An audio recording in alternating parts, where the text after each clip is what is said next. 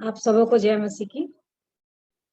और प्रभु का धन्यवाद करती हूँ। और ऐसा तो नहीं है कि आ, जिस प्रकार से वचन बोलते हैं बहुत सारे प्रभु के दास लोग, पर जो मुझको प्रभु सिखाते हैं उसको मैं लिख लेती हूँ और वो मेरे जीवन के लिए बहुत आशीष का कारण बनती है। क्योंकि जब मैं पलट के देखती हूँ उस स्थिति में, अचानक से जब कभी पड़ जाती हूँ, तो मुझको प्रभु याद दिलाते हैं और उन बातों को दिखाते हैं कि तूने ऐसा उस समय निर्णय लिया था। तो धन्यवाद देती हूँ कि वो सारी बातें मेरे सामने फिर से आ जाती हैं और फिर मैं स्थिर हो जाती हूँ। और पिछले दिनों एक धन्यवाद देती हूँ बेटे रुपेश के लिए, प्रभु के दास के लिए, जो उन्होंने रिस्टोरेशन के बारे में बताया। और 19 तारीख का जो ये है मैसेज जो था, और बहुत ही अच्छा लगा कि वाकई में प्रभु को हमारा पर्सनल संगति, पर्सनल डिवोशन, मेरा उनके साथ संबंध कैसा है, उस पर उन्होंने जो बताया वो मेरे को बहुत अच्छा लगा। क्योंकि मैं मतलब जिस तरह की दीवानी हूँ प्रभु की, तो मैं सोचती थी कि मैं ही छूं क्या ऐसा ऐसे करके। लेकिन जिस दिन वो सुनी तो मेरे को लगा नहीं, ये तो सही सच में है। क्योंकि मैं ऐसा बात करते रहती हूँ उनके साथ, सुबह से जब उठी रहती है तो मेरे को बहुत अच्छा लगता है। और ये मैं प्रभु की बड़ाई करती हूँ, प्रभु को महिमा देती कि वो मुझे उठा देते हैं और अपने चरणों में बैठा लेते हैं। ये 2021 मार्च से कोविड में जब मैं गई अंदर, यहाँ आई मतलब कमरे में, तो ये मेरे लिए बहुत अच्छा हुआ। और उस संगति को जो मैं पाई, मैं बहुत धन्यवाद देती हूँ उसके द्वारा। और मुझको मैंने प्रभु ऐसे बना दिए हैं कि वाकई में कुछ भी करते रहूं, अपने वचन से बात करते रहते हैं। और मैं धन्यवाद देती हूँ कि बोलती हूँ कि प्रभु आप इस जगह भी आके बात करते हैं मेरे से, तो बोलते हैं हाँ मैं तो तेरे से बात करता रहूंगा। तो मेरे को बहुत अच्छा लगता है। आप लोग को थोड़ा एक वो भी लगेगा कि मैं तो ऐसा बात करते रहती हूँ कभी कभी कि मेरे हाथ में जो तकलीफ होती है ना, इसमें राइट हैंड में, तो मैं बोलती हूँ चलिए आप आटा गूंदिए, ऐसा बोल देती हूँ तो प्रभु बोलते चल खसक, मैं करता हूँ। और जब हो जाता है तो देख मैं तेरा हेल्प किया ना, बोली हाँ सही बात है, वाकई में आप मुझको सामर्थ्य दिए, आप थे साथ में ना, इसलिए हो गया। तो मैं बहुत हंसती भी हूँ, अपने अपने में मगन रहती हूँ। मैंने बहुत सारी बात में मैं बोलते रहती हूँ। मैंने हर छोटी से छोटी चीज में प्रभु तुरंत बताते हैं, जाके देख उधर वो चीज है वहां पे। तो मैं प्रभु का धन्यवाद करती हूँ। तो मैं सारी बातों के लिए प्रभु की महिमा देती हूँ कि जो पवित्र आत्मा उसने मुझे दिया, वो जो बोलते कि सिखाएगा, आने वाली बातें बताएंगे, तो वाकई में वो मेरे जीवन में हो रहा है। प्रभु का धन्यवाद हो। मैंने 96 में एक मई के महीने में 2 तारीख मई मेरे लिखा हुआ है, एक चीज को मैं सीखी, वो बार बार मुझको मतलब इनिशिएट करता है उस्काने के विषय में। तो परमेश्वर के लोग कैसे कैसे उस्काते हैं, और दुष्ट भी उस्काता है, और उस्काने से हानि भी होती है। और कभी कभी भले काम के लिए कोई उस्काता है, कभी कोई बुरे काम के लिए भी उस्का देता है। और जैसे कि सबसे पहले तो हवा ही बहका दी गई, उस्काई, उसके अंदर उस प्रकार का दुष्ट ने उसके अंदर जीवन में काम किया। और मैं धन्यवाद देती हूँ कि वो बात मेरे अंदर से बिल्कुल भी कभी भी नहीं जाती है। जब कभी भी कोई भी व्यक्ति कुछ भी लेकर के, चाहे कुछ भी चीज हो जो मुझको लग रहा है कि हाँ ये अच्छा, फिर भी जैसे ही आके कोई बोलता है तो फिर मैं तुरंत वो याद आ जाता है सिचुएशन। और मैं यही कहती हूँ मन में कि आदम नहीं है घर में, क्योंकि मैं चिता दी गई हूँ शुरू से। इसलिए मैं वो आंख बंद करके बोल देती हूँ आदम नहीं है घर, मतलब अपने अंदर। और मैं बोलती नहीं, मेरे को नहीं चाहिए, मेरे को सुनना ही नहीं, मेरे को कुछ नहीं करना है। तो इस टेम्पटेशन से, प्रलोभन से मैं बचती हूँ।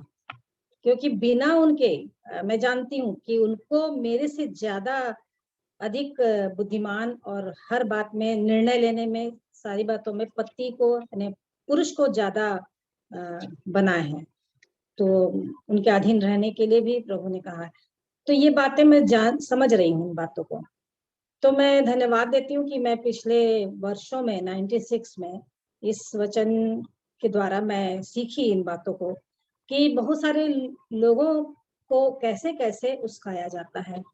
और उसको मैं पहले बताऊंगी। पहला शामिल 24, उसका 4 और 5 हम सब जानते हैं इन बातों को।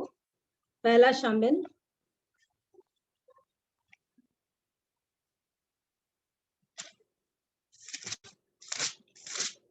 24 उसका 4 और 5। मैं पढ़ूं आंटी? हाँ हाँ, पढ़िए पढ़िए। पहला शमूएल 24 उसका 4वां वचन। तब दाऊद के जनों ने उससे कहा, सुन, आज वही दिन है जिसके विषय यहोवा ने तुझसे कहा था, मैं तेरे शत्रु को तेरे हाथ में सौंप दूंगा कि तू उससे मनमाना बर्ताव कर ले। तब दाऊद ने उठकर शाऊल के बागे की छोर को छिप कर काट लिया। इसके बाद दाऊद शाऊल के बागे की छोर काटने से पछताया। है ना। तो शाऊल के सामने उसके जो जन थे उसको उस्काते हैं कि बहुत अच्छा मौका है अभी। शाऊल दाऊद को उस्काते हैं कि बहुत अच्छा मौका है कि अभी शाऊल को देख लिए हैं और चलो उसको आप ऐसा कर लो करके। और दाऊद उठ करके उनकी बातों में आके थोड़ा सा कर लेता है, बागे के छोर को काट लेता है। पर तुरंत वो क्या होता, पछताता है। और नीचे स्टार में लिखा हुआ है, उसके क्रॉस में लिखा है, दाऊद के मन ने उसे मारा। मतलब उसके जीवन में जो बात थी पवित्र आत्मा की, वो उससे चिता दिया जाता है कि नहीं, ये गलत कर दिया मैं। और वो 6वें पद में क्या बोलता है, पढ़िए।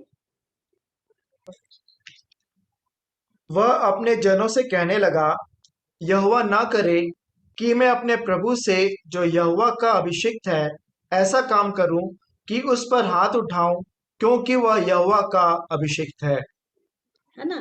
तो दाऊद बोलते कि अब एकदम तुरंत उसको मन में आ जाता है कि ये काम मैं गलत किया, अच्छा नहीं किया। और अपने जनों को कहता है कि यहोवा ना करे कि मैं अब यहोवा का जो अभिषिक्त है उसके विरुद्ध में हाथ उठाऊं, क्योंकि वो यहोवा का अभिषिक्त है। और वाकई में इन बातों से भी मैं बहुत बार बची हूँ कि किसी भी व्यक्ति को, चाहे वो बैकस्लाइड भी हो गया हो, लेकिन परमेश्वर ने जब उसको चुना तो उसका गिरना उठना तो प्रभु से संबंध है। तो कभी भी प्रभु के साथ संबंध बना करके फिर से पापों से पश्चाताप करके आगे बढ़ जाएगा। तो उनके विषय में नहीं बोलना है। और फिर 7 पद में है। ऐसी बातें कहकर दाऊद ने अपने जनों को समझाया और उन्हें शाऊल पर आक्रमण करने को उठने न दिया। फिर शाऊल बस। उठकर हाँ हाँ हाँ, ठीक है, पढ़िए पढ़िए। फिर शाऊल उठकर गुफा से निकला और अपना मार्ग लिया। हाँ, तो मेरे में लिखा हुआ है, ऐसी बातें कहकर दाऊद ने अपने जनों को घुड़की लगाई। मतलब उनको डांटता है, जबकि उसके फेवर में बात करते हैं, बहुत अच्छी बात बोल रहे थे, अच्छा मौका है करके। लेकिन वो बोलता कि नहीं, तुम लोग ऐसा क्यों उस्का दिए मेरे को करके घुड़की लगाता है उनको और हानि करने को उठने नहीं देता है। और जब वो निकल जाता है, और 8 पद में, 8 पद उसी का। जी। उसके बाद दाऊद भी उठकर गुफा से निकला और शाऊल को पीछे से पुकार कर बोला, हे मेरे प्रभु, हे राजा। जब शाऊल ने पीछे मुड़कर देखा, तब दाऊद ने भूमि की ओर सिर झुकाकर दंडवत की। तो इतना नम्र दिन दाऊद, मतलब मौका मिलने पर भी वो बदला नहीं लेता। वो जानता है कि परमेश्वर यहोवा ही इसका बदला लेगा, है ना। और हम लोग वो बात भी जानते हैं, शिमी जो कोसता हुआ चला आता है तो बोलता है यहोवा ने उसको कहा है बोलने के लिए, ये इसलिए मेरे को कोस रहा है तो बोलने दो, कहता है। और वाकई में परमेश्वर ही उसका बदला लेते हैं। और इसलिए यहाँ पर कितनी अच्छी बात मैं सीखी कि नम्रता दाऊद के अंदर रहती है। और उन बातों को वो भूल जाता है कि मेरे को मौका मिला, कब से मैं भाग रहा हूँ इसके पीछे से छुड़ा छुड़ा करके, आज मेरे को मौका मिला है, लेकिन पछताता भी है। और उसके बाद बोलता है, हे मेरे प्रभु, हे राजा। और दाऊद ने भूमि को सिर झुकाकर दंडवत की। मतलब उसको इतना नम्र और दीन हो जाता है कि वो शाऊल को इस रीति से उसके साथ रिएक्ट करता है और उसके सामने नम्र दीन हो जाता है। बहुत सारी बातें हैं उसके आगे जो लिखी हुई हैं। और उसके बाद जो 17 और 18 में कहता है, 17 पद। 17 और 18 में पढ़ लूंगा। फिर उसने दाऊद से कहा, तू मुझसे अधिक धर्मी है। तूने तो मेरे साथ भलाई की है, परंतु मैंने तेरे साथ बुराई की।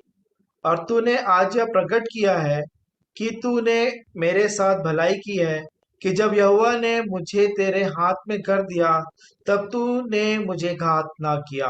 है ना? इस बात को शाऊल समझ जाता है और शाऊल चिल्लाकर रोने लगता है। मतलब सच में किसी शत्रु के सामने यदि उस पर लिखा हुआ है ना कि अंगारे डालो, इस स्थिति से तुम उसके सिर पे जब खाना और पीने को दो तो इस प्रकार से तुम उन पर अंगारे डालोगे, और शत्रुओं से प्रेम करने के लिए भी प्रभु यीशु मसीह बता रहे हैं। और यहाँ पर जब दाऊद करते हैं वो काम, तो उसके बिहेव को देख करके शाऊल चिल्ला कर रोता है और कहता है कि तू मुझसे अधिक धर्मी है, तूने तो मेरे साथ भलाई की है, मैंने तो तेरे साथ बुराई की है। जबकि कल अमन बेटा भी बता रहे थे उत्पत्ति के पुस्तक से कि वो जो यूसुफ के साथ हुआ, तो बोलते कि तुम लोगों ने मेरे साथ बुराई की, परंतु परमेश्वर ने इसी बात में भलाई की है। और ये बात वो अच्छी तरह से जान गया। और 19 में कहता है कि क्या कोई अपने मनुष्य शत्रु को पाकर कुशल से जाने देता है? जो मेरे साथ आज तूने किया है, यह वह इसका अच्छा बदला दे। और 20 में बोलता है कि निश्चय मेरे को मालूम हो गया है कि तू ही राजा बनेगा। तो इस प्रकार से एक दाऊद को, एक राजा को उनके जनों ने जो उस्काया इस काम को करने के लिए, और कि तुरंत उसने आत्मा में समझ लिया कि मैंने गलत किया, पछताया और उसके साथ ऐसा बिहेव किया कि वो शाऊल की दृष्टि में राजा है करके उसको समझ में आ गया, और शाऊल की दृष्टि में वो भला ही मनुष्य बन गया। तो इस प्रकार से उसने जो जनों ने उसका था उनको वो किया, घुड़की लगाया। फिर दूसरा है पहला राजा 21, उसमें भी देखिए वहां पर क्या होता है। उसी इवेंट्स को आप लोग जानते हैं, नाबोत की जो हत्या होती है ना। शॉर्ट में बताती हूँ कि कैसे इजबेल जो रहती है अपने पति आहाब राजा को उस्काती है। उसका 25 पद, 21 का, पहला राजा 21 का 25। सचमुच आहाब के तुल्य और कोई न था, जिसने अपनी पत्नी इजेबेल के उकसाने पर वह काम करने को जो यहोवा की दृष्टि में बुरा है, अपने को बेच डाला था। है ना। तो मैं प्रभु का धन्यवाद करती हूँ कि कई बार ऐसा होता है, हम लोग जब अपने घर में रहते हैं कुछ ऐसी बातें आती हैं तो हम लोग पति के साथ किस तरह से बात करके उनको उकसाते हैं, भली बात के लिए कि बुरी बात के लिए, कि वाकई में नहीं नहीं ऐसा नहीं करना है, आपको ये काम करना है। तो मुझे चाहिए तो मैं ये सारी बातों को वचन से सीख सीख के जानी कि वाकई में मेरे को उस्काना है तो अच्छे बात के लिए। लेकिन यहाँ पर इजबेल जो रहती है वो किस काम के लिए उस्का देती है? वह काम करने को जो यहोवा की दृष्टि में बुरा है। और वाकई में वो बोलती है, अरे तू क्यों उदास है, तू भोजन भी नहीं कर रहा है, क्या हो गया है? 5 पद में। और बोलता कि बोलती है मैं तो सब कुछ करके तेरे को बता देती हूँ, और वो जो काम करती है वो परमेश्वर की दृष्टि में सही नहीं रहता है। और लिखा है कि जिसने अपने आप को बेच डाला। और उसके बाद इजबेल की दशा क्या होती है उसके 21 का, उसी में 23 को पढ़िएगा, 23 और 24। और इजेबेल के विषय में यहोवा यह कहता है, इज्रेल के किले के पास कुत्ते इजेबेल को खा डालेंगे। आहाब का जो कोई नगर में मारा मर जाएगा, उसको कुत्ते खा लेंगे, और जो कोई मैदान में मर जाएगा, उसको आकाश के पक्षी खा जाएंगे। इस प्रकार से इजबेल के उस्काने पर आहाब ने जो काम किया उसके लिए वो परमेश्वर यहोवा ने क्या दंड दे दिया, वो दूसरा राजा 9 का 34 में पढ़िएगा।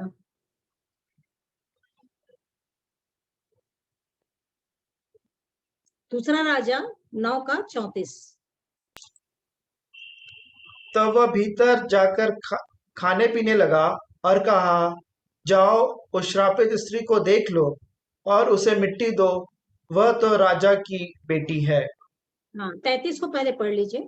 सॉरी, हाँ, 33वां वचन। तब उसने कहा, उसे नीचे गिरा दो।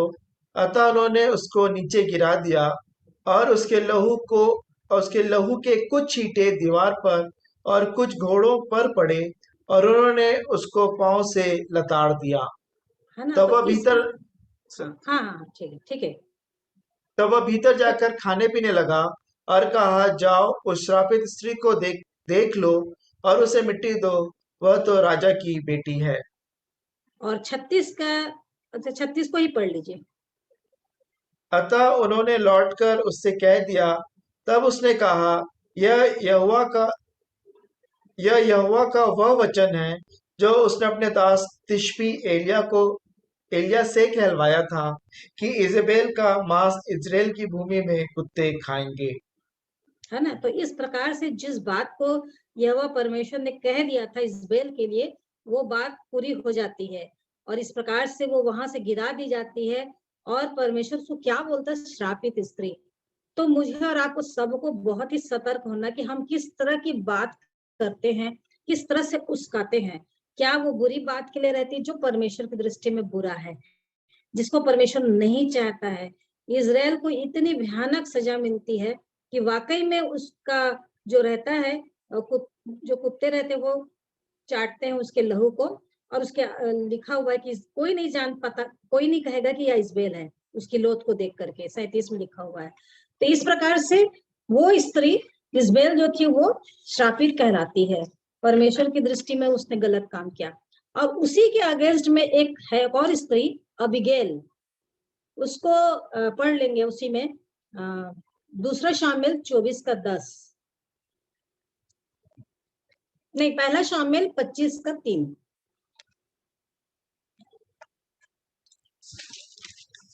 पहला शमूएल उसका 25वां अध्याय और उसका 3रा वचन। उस पुरुष का नाम नाबाल और उसकी पत्नी का नाम अबीगैल था। स्त्री तो बुद्धिमान और रूपवती थी, परंतु पुरुष कठोर और बुरे बुरे काम करने वाला था। वह काले वंशी था। बस, तो इस प्रकार से अबीगैल के बारे में बता रहा है परमेश्वर का वचन, और उसके पति के बारे में नाबाल जो था। और वो बहुत ही ऐसा व्यक्ति था, वो मूर्ख जैसा काम करता था। पर उसकी पत्नी जो थी बुद्धिमान थी, रूपवती थी। पुरुष कठोर और बुरे बुरे काम करने वाला था। और उसके बाद आप लोग पूरा पढ़ेंगे तो समझ में आ जाएगा कि दाऊद जब जंगल में जाते हैं अपने जनों के साथ, तो वो खबर भेजते हैं कि जा उनके पास जा करके नाबाल के पास कहना कि वो लोग आए हुए हैं और उनके लिए कुछ भेजे करके, और हम उनके सबकी रखवाली भी कर रहे हैं यहाँ पर। 10 पद में बोलता है नाबाल ने दाऊद के जनों को उत्तर देकर उनसे कहा, दाऊद कौन है? यिशै का पुत्र कौन है? आजकल बहुत से दास अपने अपने स्वामी के पास से भाग जाते हैं। है ना। और इस प्रकार से वो उनको इनकार करके, उनको जानता रहता लेकिन फिर भी इनकार कर देता है और बोलता है मैं क्यों अपनी रोटी वोटी ऐसे लोगों को दे दूं जिसको मैं जानता भी नहीं कहाँ के हैं। और इस प्रकार की बातों को सुन करके दाऊद के जवान लोग रहते हैं, उनको बता देते हैं, ज्यों की त्यों सुना दी 12 पद में। और उसके बाद दाऊद 400 पुरुष दाऊद के पीछे हो लिए थे, 200 सागान के पास रह गए। तो ये 14 पद में एक सेवक रहता है, वो नाबाल की पत्नी अबीगैल को बताता है आकर के कि दाऊद जंगल में यहाँ पर ऐसा ऐसा हुआ और उसने उसको ललकार दिया, मतलब नाबाल ने ऐसा कर दिया। पर ये स्त्री इतनी चंट रहती है, इतनी फुर्तीली रहती है कि दाऊद कुछ ऐसा कर आकर के करे ना, है ना। क्योंकि 15 के बीच में लिखा हुआ है, तब तक तो हमारी कुछ हानि हुई, तब तक न तो हमारी कुछ हानि हुई, क्योंकि बहुत अच्छा बर्ताव कर रहे थे। तो फिर वो सोच विचार करती है और ठान करके उससे सोचती है। और 18 पद में लिखा है कि अबीगैल ने फुर्ती से 200 रोटी, 2 कुप्पी दाख मधु, 5 भेड़ियों का मांस और 5 सवा भुना हुआ अनाज और 100 गुच्छे किशमिश और इंजीरों की 200 टिक्कियां लेकर गधों पर लदवाई और जवानों से कहा तुम मेरे आगे के चलो, मैं तुम्हारे पीछे पीछे आती। परंतु उसने अपने पति नाबाल से कुछ नहीं कहा।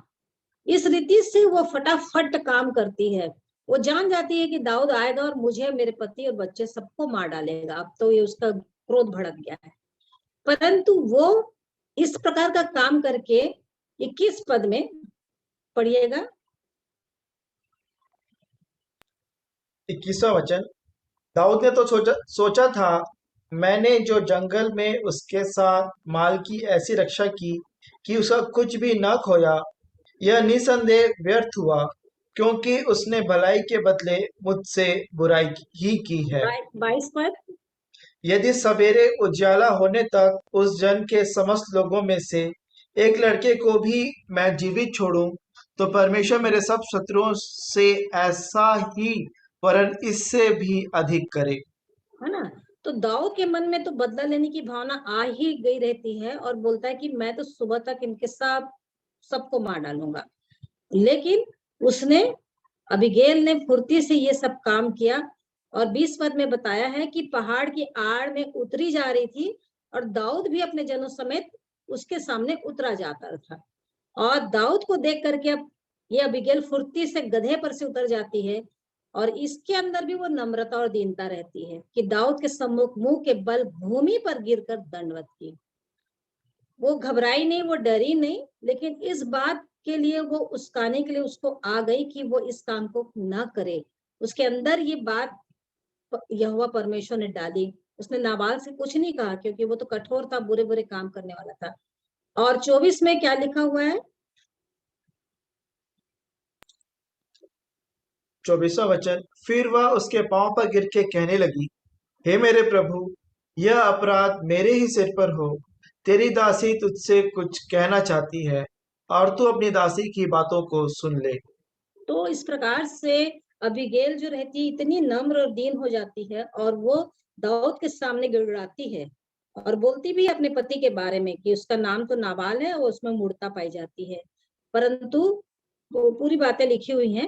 अपना दासी का अपराध क्षमा कर 28 पद में प्रार्थना और विनती निवेदन सब है इसमें कि किस प्रकार से वो प्रार्थना करती है, उसके सामने गिड़गिड़ाती है और सारी बातों के लिए उसको बोलती है, उस्काती है और बोलती है कि 31 पद में कि तब तुझे इस कारण पछताना ना होगा, वह मेरे प्रभु का हृदय पीड़ित ना होगा कि तूने अकारण खून किया और मेरे प्रभु ने अपना पलटा आप लिया है।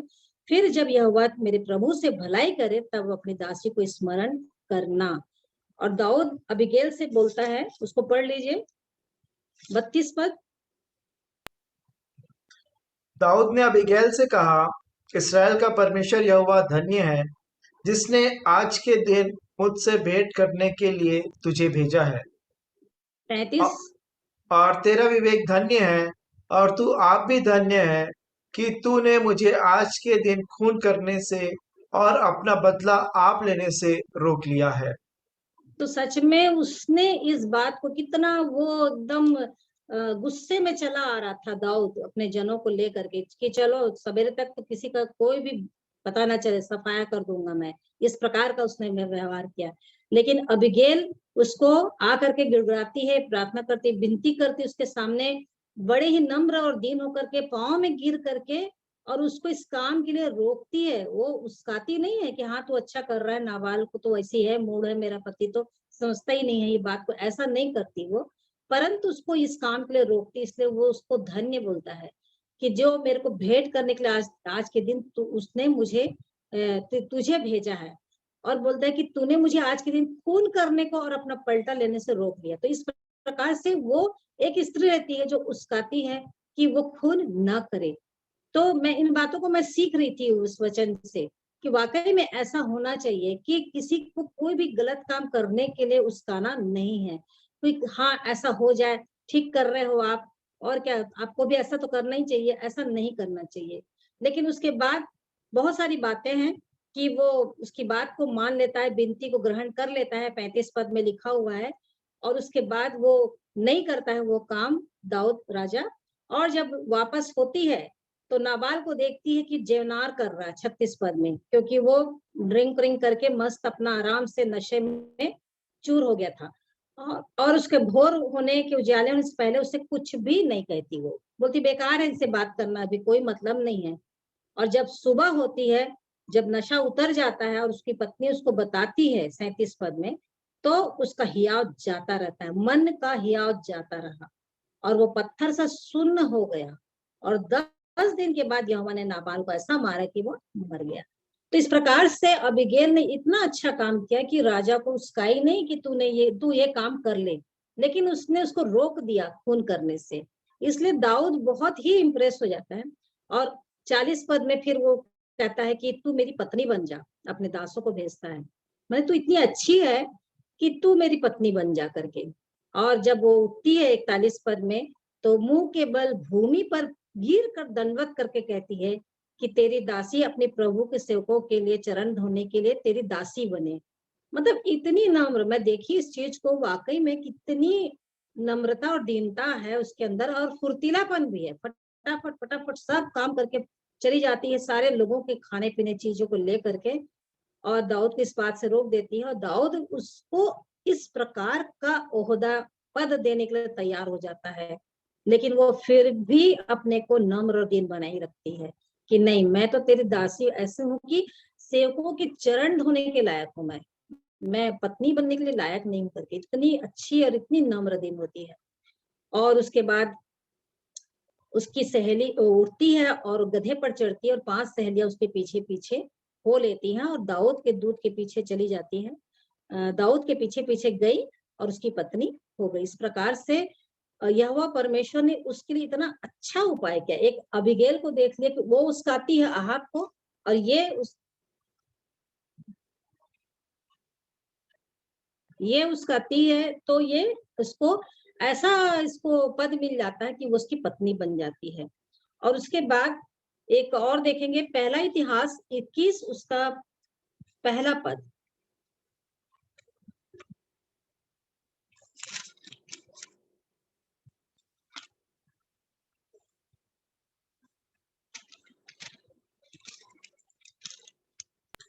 पहला इतिहास 21 का 1 वचन। शैतान ने इसराइल के विरुद्ध उठकर दाऊद को उकसाया कि इसराइलियों की गिनती ले। बस है ना। तो यहाँ पर भी दुष्ट ने अब अच्छी बात देख लिया अबीगैल के जीवन से, लेकिन यहाँ पर शैतान जो रहता है दाऊद को उस्का देता है। हम सब जान रहे हैं कि वो इजरायलों की गिनती लेकर के, जबकि परमेश्वर बिल्कुल पसंद नहीं करता। हम लोग पिछले दिन में शेखर भैया से भी ये बात को सुन रहे थे कि ये कौन आ रहा है कौन नहीं है, कोई गिनती कर रहा है, तो इस बात को बिल्कुल सतर्क रहें करके। तो इस कुछ करना नहीं है। जितने भी लोग हैं, जितने भी हैं, उसके लिए प्रभु का धन्यवाद करते रहना। तो इस प्रकार से शैतान क्या करता है, दाऊद को उस्काता है कि इस्राएलियों की गिनती ले। और उसके बाद उसका जो 13 पद है उसमें क्या लिखा हुआ है? दाऊद ने गाद से कहा, मैं बड़े संकट में पड़ा हूँ, मैं यहोवा के हाथ में पड़ूं, क्योंकि उसकी दया बहुत बड़ी है, परंतु मनुष्य के हाथ से मुझे पड़ना ना पड़े। सॉरी, हाँ, तब हाथ में पड़ना ना पड़े। हाँ, परमेश्वर यहोवा मतलब उनको समझ जाते हैं, तो उसको दंड देने के लिए तैयार हो जाते हैं कि तेरे सामने ये बातें मैं रखता हूँ। 3 प्रकार के रहती हैं, और वो दूसरे उसमें मिलेगा। दूसरा शामिल 24 के 10 में भी है, लिखा हुआ है। तो दूसरा शामिल 24 का 10।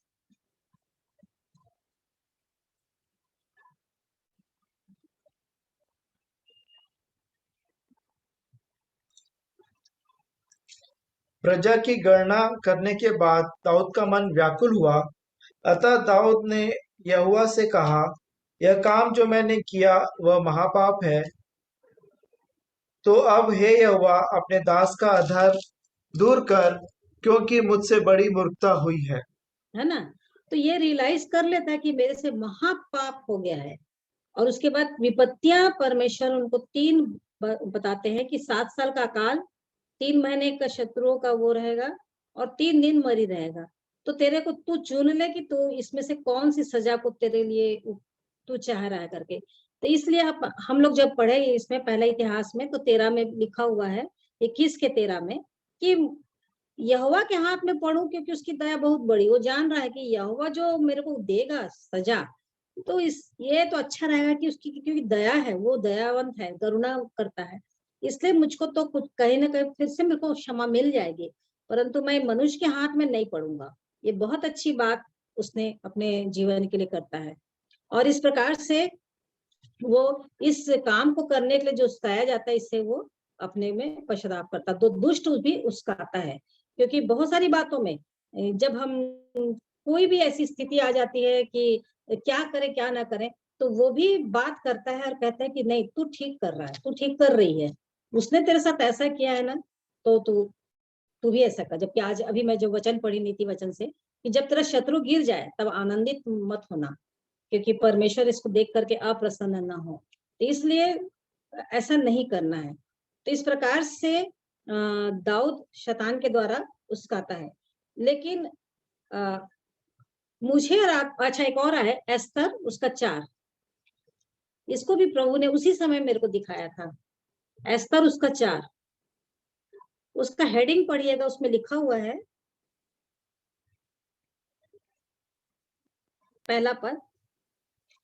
उसके जब हेडिंग को पहले, हाँ हाँ, हेडिंग उसमें है क्या वहां पर? जी, मुर्दके का एस्तर से सहायता मांगना।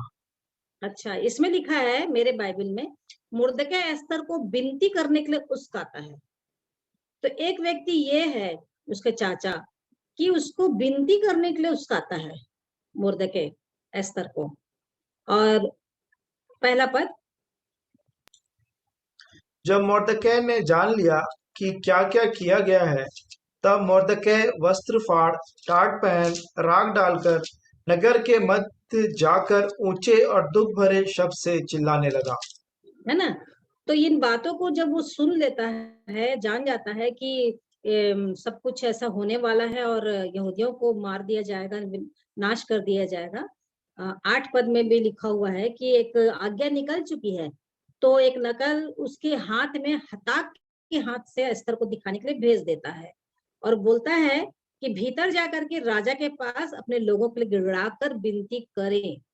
तो इस प्रकार से वाकई में बहुत अच्छी बात है कि मुझे और आपको ऐसी बातों के लिए उस्काना है।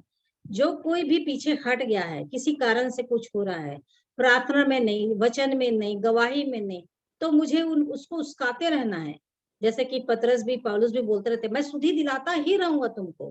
तो वो बीच बीच में उस्काते ही रहता, भले वो वचन बता चुका रहता है, जैसे बेटे अमन ने भी बताया था। तो बार बार वो वचन जो भी आता है, वाकई में वो हमारे जीवन के लिए रहता है कि हम उसकाए जाएं, फिर से रिन्यू हो जाएं, जैसे अभी हो रहा है। तो वो बोलता है कि जा करके राजा के पास जाके विनती कर, गिड़ा करके, क्योंकि ये आज्ञा निकल चुकी है। और 14 पद में क्या बोलते हैं, एस्तर 4 का 14, क्योंकि जो तो इस समय चुपचाप रहे, तो और किसी न किसी उपाय से यहूदियों का छुटकारा और उद्धार हो जाएगा, परंतु तू अपने पिता के घराने समेत नष्ट होगी। क्या जाने तुझे ऐसे ही कठिन समय के लिए राजपद मिल गया हो। है ना? तो इस प्रकार से वाकई में हम लोग को भी चैतन्य होना है, सतर्क होना है कि हमें जो ये पद मिल गया है, इसमें हम निश्चिंत होकर के न रहें कि हमारा छुटकारा हो गया, उद्धार मिल गया है, हम मस्त हैं, फ्री हैं, बढ़िया हैं, हम ही चले जाएंगे, इसलिए नहीं। परंतु बोल रहा है कि यदि तू वहां नहीं जाएगी, चुपचाप रहेगी और यहूदियों की छुटकारा के लिए कुछ नहीं करेगी उनके लिए, तो तू अपने पिता घराने समेत नाश हो जाएगी। क्योंकि क्या होगा, जो पद तुझे मिला है वो तो परमेश्वर क्या करेगा, कहीं ना कहीं से काम करवा ही लेगा। और क्या जाने तुझे ऐसे ही कठिन समय के लिए राजपद मिल गया होगा, है ना? तो क्या मुझे जो मिला है ये पद, तो वाकई में मैं प्रभु की दृष्टि में उसके काम करने के लिए हूँ कि नहीं हूँ, कि मुझे छुटकारे के लिए, हर एक लोगों के लिए जिसको वो मुझे दिखा रहे हैं प्रार्थना करने के लिए, जो कि वो मुझे देख रहे हैं, तो मैं कर रही हूँ कि नहीं कर रही हूँ। लेकिन वो बोलते हैं कि वो तो अपना काम किसी न किसी रीति उपाय से यहूदिया का छुटकारा, उद्धार हो जाएगा, परमेश्वर कर देगा, लेकिन तू नाश हो जाएगी। तो फिर क्या मतलब, वो पद तो हटा ही देगा और वो पद तो देगा ही नहीं, और मुझको नाश भी हो जाना पड़ेगा। लेकिन जब वो समझती है, तो बोलती कि ठीक है, मैं भी 3 दिन रात ना कुछ खाऊंगी ना पीऊंगी और उपवास करूंगी सहेलियों समेत, और तुम लोग भी करना। तब मुर्दके उसको 17 पद में चला जाता है उसमें। फिर एस्तर 7 के 3 में पढ़िएगा,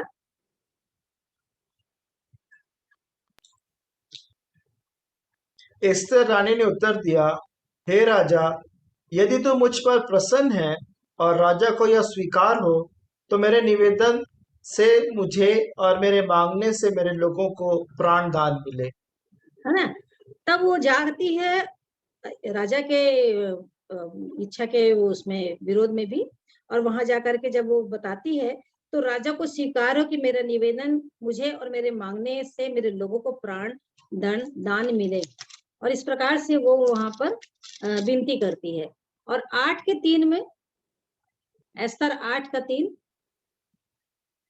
फिर एस्तर दूसरी बार राजा से बोली और उसके पांव पर गिर आंसू बहा बहा कर उससे गिड़गिड़ा कर विनती की कि आगागी हामान की बुराई और यहूदियों की हानि की उसकी युक्ति निष्फल की है ना? जाए। तो ये एस्तर को प्रभु की ओर से ऐसा वरदान मिलता है कि किस प्रकार से मैं प्रार्थना करूं, जबकि प्रार्थना के विषय में इन दिनों में बात हो भी रही है। तो इस तरह से एस्तर पहले तो वो जाके बोलती है कि ऐसा हो जाए, प्राणदंड मिल जाए। लेकिन जब दूसरी बार जाती है राजा के पास, तो वो पांव पे गिर कर आंसू बहा बहा कर उससे गिड़गिड़ा कर विनती करती है। मतलब और भी अधिक, और एक स्टेप और आगे। पहले तो बोलती है, लेकिन अब एक और स्टेप आगे चली जाती है और उसके राजा के पांव पे चाहती तो बोल सकती थी सब कुछ कि ऐसा ऐसा वो कर रहे हैं, ऐसा है, हामान कर रहा है, लेकिन उसने उस रीति से नहीं किया। लेकिन वो पांव पे गिरी, नम्र और दीन हुई, आंसू बहाया, गिड़गिड़ा कर विनती की। तो सच में मेरे अंदर वो पीड़ा है क्या कि मैं भी प्रभु से वैसा ही प्रार्थना करूं। तो तब जाकर के फिर वो आगे जो बातें हैं, जब जिस प्रकार से वो खाने के लिए बुलाती है, वो सारी बातें हैं। तो इस प्रकार से मोर्देकै उसको विनती करने के लिए उस्काता है। तो हम, मुझे भी और आपको भी एक दूसरे के लिए उस्काते रहना चाहिए कि वाकई में ये काम होना चाहिए। और उसके लास्ट में जो है 22 पद में लिखा हुआ है, 10:9 के 22 में लिखा हुआ है कि जिनमें यहूदियों ने अपने शत्रु से विश्राम पाया, और यह महीना जिसमें शोक आनंद से और विलाप खुशी से बदल गया। तो इस प्रकार से उनका जो एस्तर ने प्रार्थना विनती की राजा के सामने, और वो यहूदियों को नाश करने से बच जाता है। तो मुझे भी प्रार्थना और विनती बड़े बोझ के साथ, आंसुओं के साथ कर कलीसिया के लिए, लोगों के लिए जिनको आवश्यकता है, जिस प्रकार से हम लोग करते हैं, रूटीनली नहीं, परंतु सच में हृदय की वेदना से, वो एकदम जैसे प्रभु यीशु मसीह करते थे। मैं देखती हूँ तो वाकई में लगता है कि कैसे वो उनसे बात करते थे, प्रार्थना करते रहते थे। और वो दर्द जो क्रूस पे, इतनी तकलीफ के बावजूद भी वो प्रार्थना करते हैं कि हे पिता इन्हें क्षमा कर देना। कैसे उनके मुंह से ये बात निकलती, वो वेदना, वो दर्द मेरे अंदर भी आ जाए कि वाकई में मैं इस तरीके से करूं। तो मैं मोर्देकै के जीवन से भी सीखी कि वो उसको उस्काता है कि तू जाके विनती कर, तो हमको भी उस्काना है। तो इसलिए इस रीति से इब्रानी 10 उसका 23 से पढ़िएगा। हमको क्यों, किस बात के लिए उस्काना है, इस बात को प्रभु ने बताया, पवित्र आत्मा ने दिखाया। इब्रानियों 10 उसका 23 से। आओ हम अपनी आशा के अंगीकार को दृढ़ता से थामे रहें, क्योंकि जिसने प्रतिज्ञा की है वह सच्चा है। और प्रेम और भले कामों में उस्काने के लिए हम एक दूसरे की चिंता किया करें और एक दूसरे के साथ इकट्ठा होना न छोड़ें, जैसे कि कितनों की रीति है, पर एक दूसरे को समझाते रहें। और ज्यों ज्यों उस दिन को निकट आते देखो, त्यों त्यों और भी अधिक यह किया करो। तो प्रभु का धन्यवाद कि मुझे प्रभु ने इन बातों को बताया कि तू तेरे तेरे जीवन में दिखा दिया कि कैसे दाऊद को उसके जनों ने उस्काया, कैसे हवा को उसका दिया, कैसे दाऊद के जनों ने उसका दिया, और कैसे इस्बेल ने उसका दिया अपने पति को, कैसे अबीगेल ने उसकाया लेकिन अच्छे काम के लिए, कैसे दुष्ट ने उसकाया दाऊद को कि तू गिनती कर, और वो महापाप उसकी दृष्टि में बन गया। और इस रीति से फिर अच्छी बातों की ओर कि मोर्दकै ने एस्तर को उस्काया कि तू प्रार्थना कर, विनती कर। तो इस प्रकार से बताते बताते प्रभु ने इन बातों को बताया कि प्रेम और भले कामों में उस्काने के लिए एक दूसरे की चिंता करें। मुझे इस बात को बताया कि चिंता जो करना है एक दूसरे को उस्काने के लिए, और वाकई में ये मेरे अंदर ये बोझ को प्रभु ने दिया है। मैंने पिछले दिनों में बताया था कि सिला बिनने के काम के लिए तो मैं खोजते रहती हूँ, देखते रहती कौन मेरे को ज्यादा ये वचन बोलना है, ये करना है, सुनाना है, ये नहीं है। प्रभु की संगति सबसे पहले, मेरा और उसका पहला संबंध कैसा हो। और मैं वो देखती जो बहुत छोटा काम है, मतलब वो बोझ बोलता है कि तुम छोड़ दो और वो सिला बिनने का काम करेगी करके। तो मैं इस बात को सीखी, और मैं धन्यवाद देती हूँ कि उस सिला बिनने के काम में प्रभु मुझको लिए चलते हैं, लिए जा रहे हैं। और जो जो लोग किसी भी रीति से दुखी और निराश और परेशान पड़े रहते हैं, उनको मैं प्रभु मेरी सहायता करते हैं, मैं नहीं, प्रभु सहायता करते हैं कि मैं उनको उठाऊं, उनको उस्काऊं, उनको समझाऊं, उनको बताऊं। तो मैं धन्यवाद देती हूँ कि छोटा सा ये काम है, प्रार्थना का जो बोझ तो प्रभु ने दिया है मुझको बहुत सालों से, वो तो मैं ईमानदारी के साथ करती हूँ, क्योंकि मैं जानती हूँ कि ये काम मेरा है और मैं करती हूँ क्योंकि प्रभु मुझको ये काम तोड़ा दिए हैं, तो मेरे को ये करना ही है और हर दिन करना है, क्योंकि जब तक वो ना आए मेरे को ये काम करना है।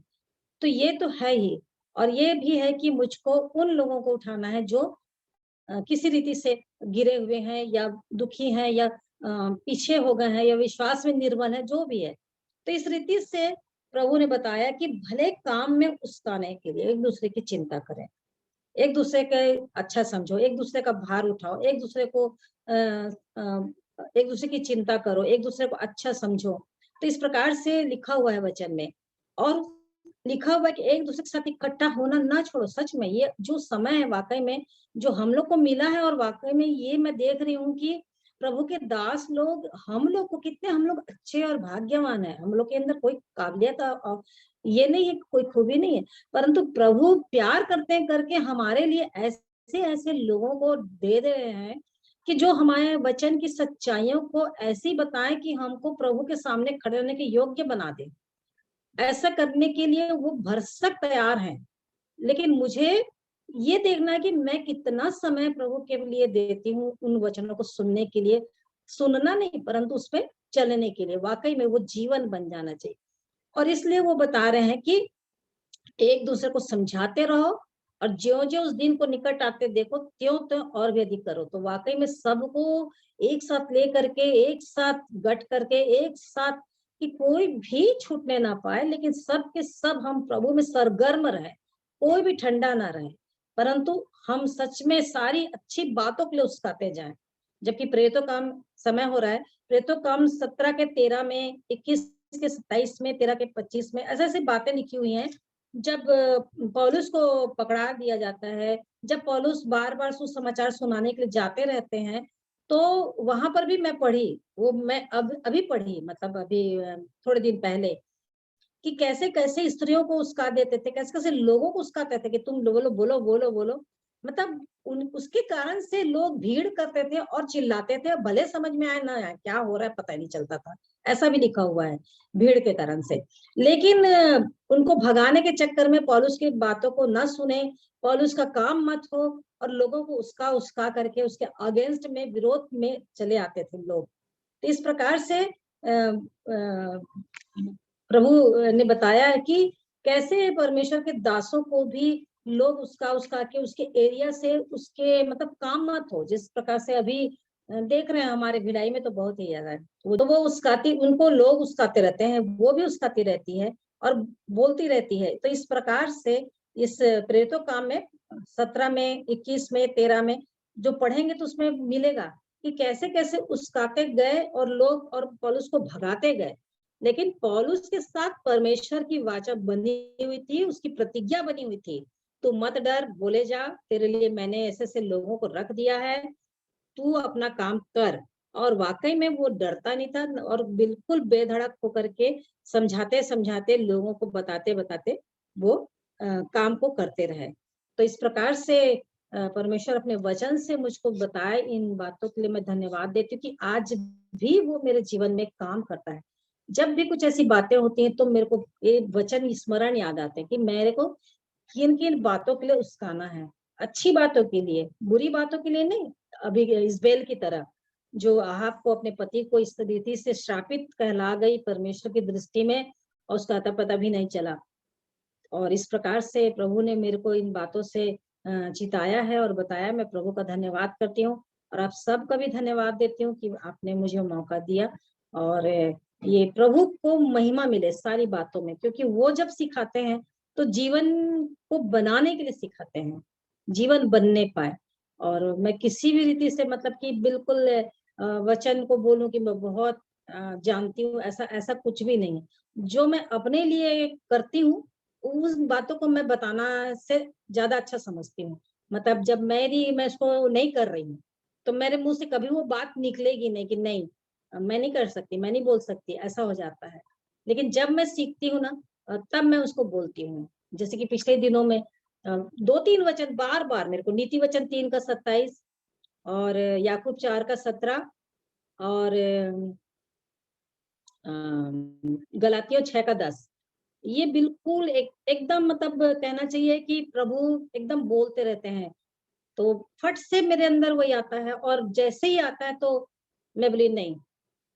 कभी-कभी मेरे पति भी बोल देते हैं, "तू काहे के लिए करती है? तू ऐसा मत कर ऐसे।" मैं बोली नहीं, प्रभु बोलते हैं। और ऐसा कुछ होता है तो मैं प्रभु को ही बोलती हूँ। प्रभु मतलब बता देती हूँ कि प्रभु ने ऐसा कहा, सीधा-सीधा, क्योंकि वचन तो है, तो प्रभु ही तो बताएँगे, तो वचन से। तो मेरे को बहुत ही अच्छा लगता है कि वो वचन मेरा जीवन बनने पाए, जीवन बनने पाए। मेरे को दूसरों को सिखाने के लिए नहीं, परंतु मेरा जीवन बनने पाए। मैं प्रभु का धन्यवाद करती हूँ, और सब आप सबका भी धन्यवाद देती हूँ कि इतना अच्छे परिवार मुझे मिला, और प्रार्थनाओं के लिए धन्यवाद देती हूँ, और भी प्रार्थना करिए कि मेरे जीवन से प्रभु की महिमा ही होती रहे। क्योंकि मुझको पता है, एक और बात बताना चाहती हूँ कि मेरा हर चीज़ क्या बोलना चाहिए, वो है, शरीर में जो भी तकलीफ है, 5 प्रकार के डॉक्टर हैं मेरे। और मैं पति से भी शेयर कर रही थी इस बात के लिए कि मैं प्रभु का धन्यवाद करती हूँ कि प्रभु मुझ पर इतना अनुग्रह करते हैं, और मेरे को बड़ा आनंद आता है कि सब कुछ एबनॉर्मल है। मेरा एचबी, मेरा प्लेटलेट, मेरा टीएलसी, मेरा ब्लड शुगर, ये सब। लेकिन मैं धन्यवाद देती हूँ, और इसलिए खुश रहती हूँ कि वो मेरे साथ है ना, तो मेरे को किसी बात की चिंता नहीं, कुछ भी होता रहे, ये तो प्रभु के हाथ में है, वो सब ठीक कर लेंगे। मेरे को प्रभु के लिए विश्वास योग्य बनना है। और हम लोग पिछले दिनों में भी जान रहे हैं कि इब्रानी 12 के वहां पर लिखा हुआ है कि जो ताड़ना को हल्की बात ना समझ करके, और उसमें लिखा हुआ है कि वर्तमान में ये ताड़ना को लोग उसकी बात नहीं समझते, आनंद की बात नहीं समझते, परंतु दुखी हो जाते हैं। लेकिन उसमें एक अच्छी बात लिखी है, जो सहते सहते पक्के हो गए हैं, जो सहते-सहते पक्के हो गए हैं, उनको चैन के साथ प्रतिफल मिलता है।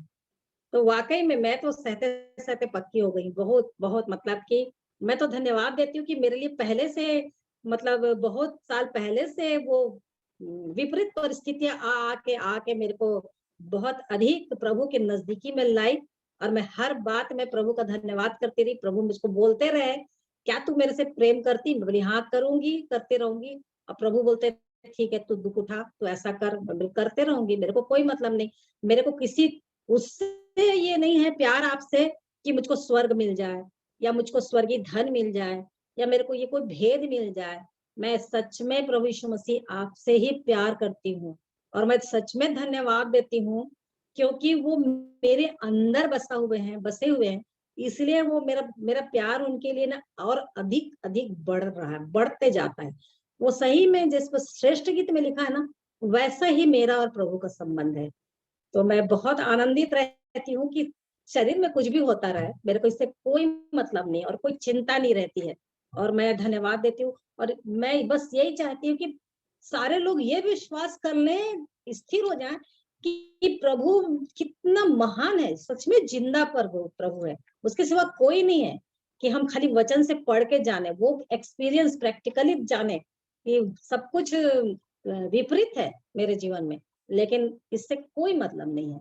लेकिन प्रभु का प्यार ही है जो मुझको उसकी संगति में मजबूत कर देता है। प्रभु का आनंद है मेरी ताकत, वाक़ई में ये हो रहा है, और आगे बढ़ते जा रहा है।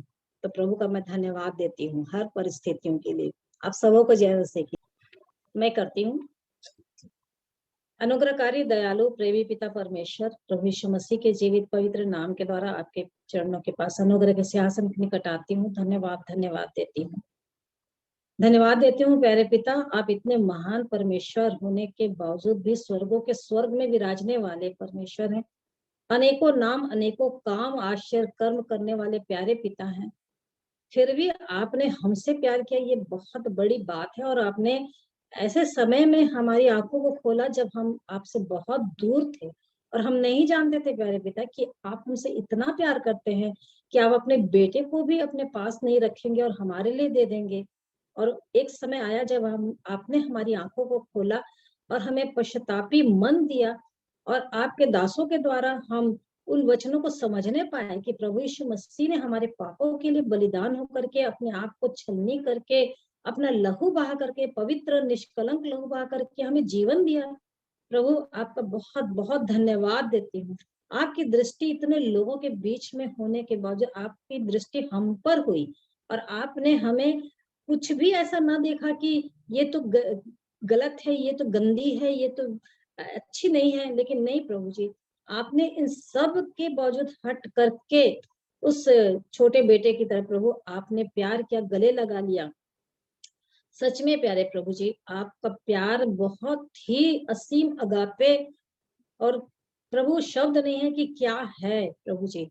आपका धन्यवाद धन्यवाद करती हूँ कि प्रभु यीशु मसीह के द्वारा प्रभु जी हमने वो लहू के द्वारा पापों की क्षमा पा करके जीवन पाया प्रभु जी। आपका धन्यवाद करती हूँ, और वचन के लिए धन्यवाद देती हूँ कि जो आपके मुंह से निकली हुई बातें हैं और आपने हमें दिया है प्रभु जी, जो कभी नहीं टलेगा और जो सत्य है प्रभु, सत्य है। और एक एक वचन सच में प्रभु जी, आपने मेरे जीवन में जो काम किया है और वचनों के द्वारा जो आप करते हैं, कभी भी कोई डाउट नहीं प्रभु जी, कोई भी संदेह नहीं। धन्यवाद देती हूँ प्रभु जी इन पवित्र वचनों के लिए जो अटल है। धन्यवाद देती हूँ उस पवित्र आत्मा के लिए जो सही में कंफर्टर है प्रभु जी, वो सहायक है, वो सच्चा है। उसलिए प्रभु उस पवित्र आत्मा की बातों को सुनने के लिए, उसके अनुसार करने के लिए आप मेरी सहायता जो कर रहे हैं, मैं आपका धन्यवाद करती हूँ। जो मेरे साथ है, मेरे अंदर है, मैं धन्यवाद देती हूँ प्रभु कि आप बहुतायत से उसे काम करने दे रहे हैं। क्योंकि प्रभु मैं जानती हूँ कि वो पवित्र आत्मा मेरे साथ है, तो मैं उसको अलाउ करूं कि हर गलत काम में वो मेरा हस्तक्षेप करे, वो मुझे रोके, वो मुझे पाप से निरुत्तर करे, वो मुझे सिखाए, वो मुझे आपके चरणों में ले जाए, वो मुझे कायल करे, वो मुझे रुलाए और पश्चातापी मन दे प्रभु। सच में प्रभु जी, वो पवित्र आत्मा इतना पवित्र और इतना जेंटल है कि प्रभु मैं धन्यवाद देती हूँ कि आपने अपने में से उस पवित्र आत्मा को दे दिया है। धन्यवाद हो प्यारे पिता।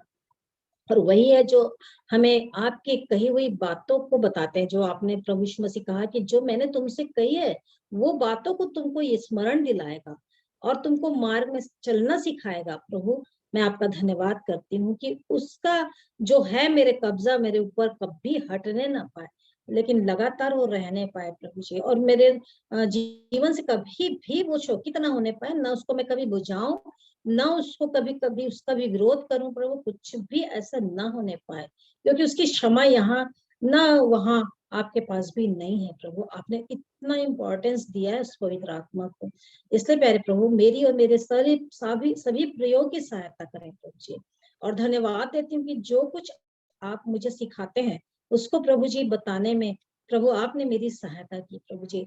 वाकई में प्यारे प्रभु मैं और भी अधिक अधिक अधिक जैसा प्यार आपने मुझसे किया है प्रभु, उससे भी वैसा ही प्रभु जी, उससे भी अधिक तो नहीं बोल सकती, लेकिन वैसा ही प्रभु जी मैं भी आपसे कर करके प्रभु जी, आपकी समीपता में रहकर प्रभु जी उस जीवन में बढ़ने पाऊं जिसके लिए प्रभु आप मुझे तैयार करना चाहते हैं।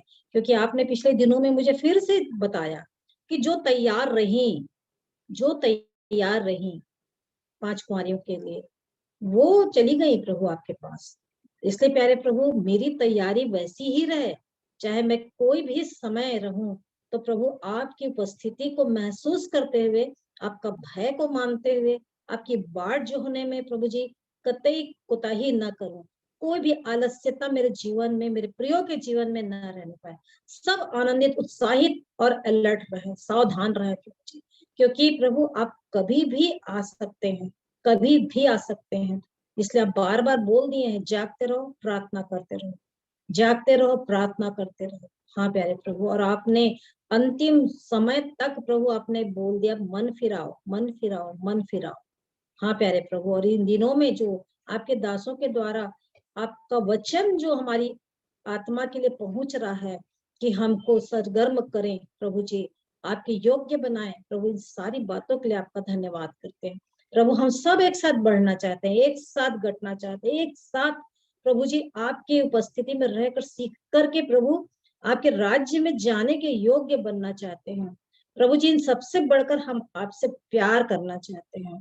प्रभु, हमें किसी भी रीति से कोई भी उस प्रकार का लालच नहीं प्रभु जी, कि हमें स्वर्ग जाना या स्वर्ग मिल जाए, हमें अच्छी जगह मिल जाए और अच्छा घर ऊपर मिल जाए, नहीं प्रभु जी, लेकिन आपका साथ मिल जाए। क्योंकि प्रभु जब आप वहां पर थे, वापस गए, तो जकरिया में बताते हैं कि वहां पे जब दूतों ने देखा तो पूछे कि ये दाग कैसा है हाथ में।